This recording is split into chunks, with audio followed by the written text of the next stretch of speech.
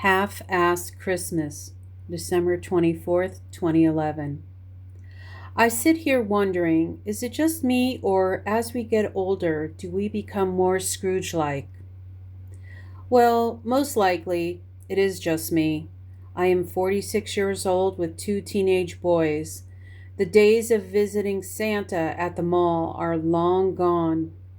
The letter writing, list making, and wish granting are a thing of the past. This year, I thought I was scot-free of the Christmas hassle of lugging out the boxes from the garage storage space, opening them and unwrapping cold, faded, and antique decorations.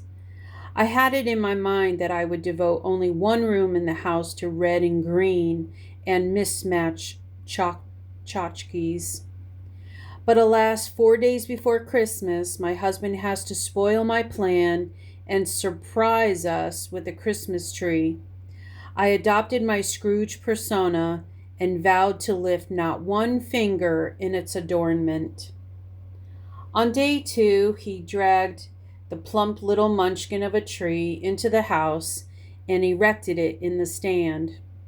It wasn't too bad. It was green after all, but it was all of 4 feet tall. I asked him how much he spent, and he said $10, although it may have been more.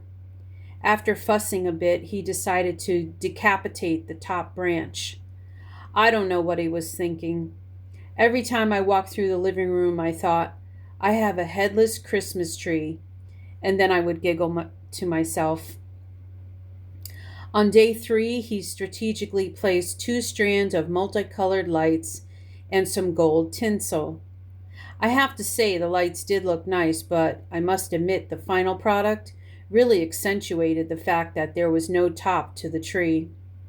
The year of the headless Christmas tree. After a snide comment from me, my husband sneaked into the garage, searched through the boxes, and at midnight placed a colorful star on top. Now, I will admit that it really doesn't look too bad. There are still no ornaments on the tree. I refuse to participate. Bah humbug. It really has been a minimalist Christmas. The only reason why we have a holiday flag on the pole outside our home is because my Aunt Peggy gave me a brand new one she found at the Salvation Army. My mother was kind enough to give me a fresh wreath she ordered and had delivered from L.L. Bean. My mom even purchased a new tablecloth for our traditional annual Christmas brunch. There was a box of knickknacks she was going to donate to Goodwill, and I confiscated them and placed them on the banquet table in the dining room. David, my husband, purchased a poinsettia plant that sits on the top of the dining room table. My plan was to have a budget for each person in our immediate family, no more than $30 per person. A very limited Christmas indeed. Let's face it, we really don't need anything. The economy sucks. And would you rather have electricity and a holiday meal, or yet another pair of slippers and a shaving kit? Well, as time went on, and now that we are one day before Christmas, I believe I blew my budget by about 3 times the amount. Still, not as much as I have spent in the past when the kids were little and into the latest video game or action figure.